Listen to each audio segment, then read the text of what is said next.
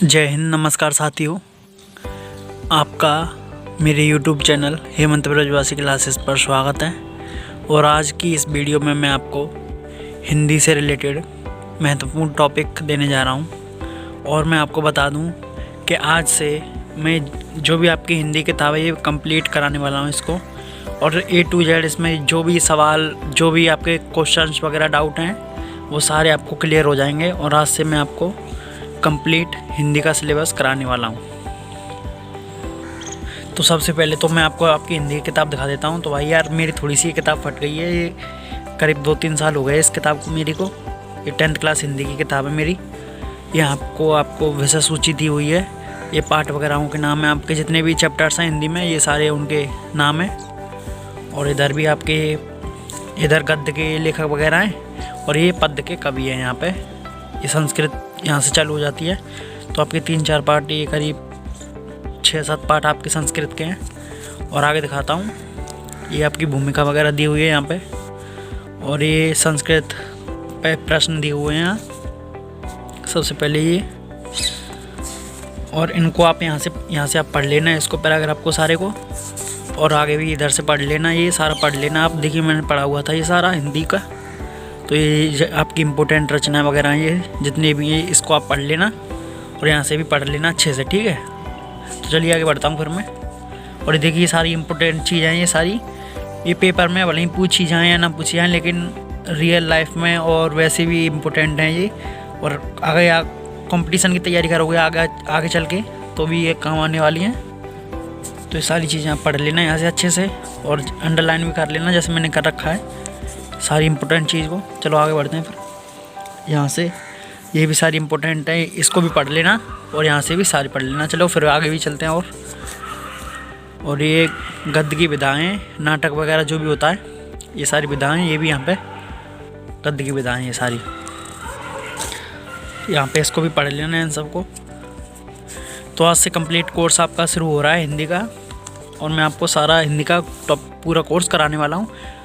इस कोर्स को मेरे को करने के बाद अगर आप अच्छे से प्रिपरेशन कर लेते हो अपनी, तो यूपी बोर्ड में मैं समझता हूँ अच्छे नंबर लेने से आपको कोई नहीं रोक सकता। वो भी हिंदी विषय में या अन्य विषय भी हो, कोई भी विषय हो, जिस विषय को मैं आपको पढ़ाऊँगा ना वो एकदम आपका क्लियर हो जाएगा। तो आज से मैं आपको देखिए यहाँ से ये हिंदी गद्य के विकास से संबंधित प्रश्न, तो इन प्रश्नों से मैं आपको रूबरू कराऊँगा। और इन प्रश्नों से ही शुरुआत हो रही है हमारे हिंदी विषय की। तो चलिए फिर मैं दिखा देता हूँ इन प्रश्नों को। तो ये प्रश्न मैंने यहाँ पे आपके लिए लिख लिए हैं। ये यूपी बोर्ड 10वीं कक्षा। और आज से आपका हिंदी का पूरा सिलेबस कंप्लीट कोर्स से यहाँ से शुरू हो रहा है। और आप अच्छे से एक अपनी नोटबुक बना लें अलग से, ताकि मैं आपको जो भी सिलेबस कराऊँ वो आप अलग से अपनी नोटबुक में अलग से लिख लें उसको। और स्कूल की एक अलग से नोटबुक बना लें। तो चलिए सबसे पहले शुरू करते हैं। फिर आज मैं इस वीडियो में 25 क्वेश्चन आपको देने वाला हूँ। ऐसे करके मैं आपको करीब 2-3 वीडियो में इस टॉपिक को ख़त्म करा दूँगा। फिर अगली टॉपिक की ओर हम चलेंगे, ठीक है। तो चलिए सबसे पहला क्वेश्चन है आपका, भाषा योग वशिष्ठ के लेखक का नाम लिखो। तो इसके लेखक का नाम है राम प्रसाद निरंजनी, ठीक है। तो दूसरा क्वेश्चन है आपका, आधुनिक काल की 2 प्रमुख विशेषताएं लिखो। तो आधुनिक काल में राष्ट्र के प्रति प्रेम और भाषा की शुद्धता पर जोर दिया गया था। ये दोनों आपकी आधुनिक काल की विशेषता हो जाएंगी। क्वेश्चन नंबर 3 है आपका, प्रकृति युग की 2 विशेषताएं लिखो। तो मानवता का सचित्र चित्रण और मानवता की शक्ति में विश्वास, ये दोनों आपकी प्रकृति युग की विशेषता हो जाएंगी।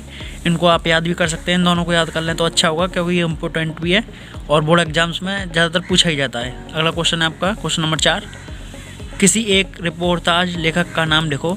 तो धर्मवीर भारती और बालकृष्ण राव, ये मैंने 2 लिख दिए हैं यहाँ पर, रिपोर्टाज लेख रहे हैं दोनों। क्वेश्चन नंबर 5 है आपका, शुक्लोत्तर युग की समय सीमा क्या है। तो आपकी 1938 से 1947 ईस्वी तक शुक्लोत्तर युग की समय सीमा, ठीक है। आपको ये सॉल्व नहीं करने पड़ेंगे, सारे मैंने सर्च करके किताब में से ढूंढ के सारे प्रश्न सॉल्व कर दिए हैं। आपको तो सिर्फ एक क्वेश्चन मिलेगा किताब में, और ये आंसर जो भी मैं दे रहा हूँ आपको, इनको आप अच्छे से याद कर लें, ठीक है। और क्वेश्चन नंबर 6 है, बालबोधिनी पत्रिका के संपादक का नाम। तो भारतेंदु हरिश्चंद्र बालबोधिनी पत्रिका के संपादक का नाम है। क्वेश्चन नंबर 7 है आपका, किसी एक संस्मरण लेखक का नाम लिखो। तो महादेवी वर्मा संस्मरण लेखक हैं, इनका संस्मरण का नाम है मेरा परिवार। क्वेश्चन नंबर 8 है, शुक्लोत्तर युग के किसी एक साहित्यकार का नाम लिखो। तो शुक्लोत्तर युग के मैंने यहाँ पर 3-4 लेखक लिख दिए आपकी सहायता के लिए। तो अज्ञय, रामविलास शर्मा, यशपाल और जैनेन्द्र कुमार, ये आपके शुक्लोत्तर युग के साहित्यकार हो जाएंगे चारों के चारों। ठीक है, तो क्वेश्चन नंबर 9 दिखाता हूँ फिर मैं। क्वेश्चन नंबर 9 है आपका, 2 आत्मकथा लेखकों के नाम लिखो। तो हरिवंश राय बच्चन, इनकी आत्मकथा का नाम है क्या भूलूं क्या याद करूं। तो ये इम्पोर्टेंट है, ये हर बार लगभग पूछा ही जाता है। आत्मकथा लेखक एक, तो आप एक दो याद कर सकते हैं आसानी से। हरिवंश राय जी की ये आत्मकथा है, और दूसरे हैं बाबू गुलाब राय, मेरी असफलताएं, ये इनकी आत्मकथा है। तो ये दोनों लेखक हो गए, ये और ये दोनों इनकी आत्मकथा है। क्वेश्चन नंबर है आपका 10 है। तो गद्य और पद्य में अंतर लिखो। तो यार ये आप अपने मन से कर लेना, थोड़ा बहुत मेहनत तो आप भी कर सकते हैं यार, तैयारी कर रहे हैं तो। ठीक है, ये मैंने लिखा नहीं है। क्वेश्चन नंबर 11 है, हिंदी गद्य के 2 प्रसिद्ध निबंध लेखकों के नाम लिखो। तो हिंदी गद्य के 2 प्रसिद्ध लेखक हैं आपके आचार्य रामचंद्र शुक्ल और डॉक्टर राजेंद्र प्रसाद। ये दोनों आप याद कर लें अच्छे से, और ये प्रश्न भी हो जाएगा। क्वेश्चन नंबर 12 है, हिंदी के 2 प्रसिद्ध उपन्यासकारों के नाम लिखो। तो मुंशी प्रेमचंद्र तो आप जानते होंगे, बहुत फेमस उपन्यासकार हैं। इनके उपन्यास है कंकाल तितली लीलावती, और धर्मवीर भारती ठेले पर हिमालय इनका उपन्यास है। तो ये दोनों उपन्यासकार हो गए। भारतेंदु युग के 2 लेखकों के नाम लिखो। तो भारतेंदु हरिश्चंद्र तो आपको पता ही होगा, क्योंकि भारतेंदु युग यानी भारतेंदु हरिश्चंद्र के नाम से शुरू हो रहा है।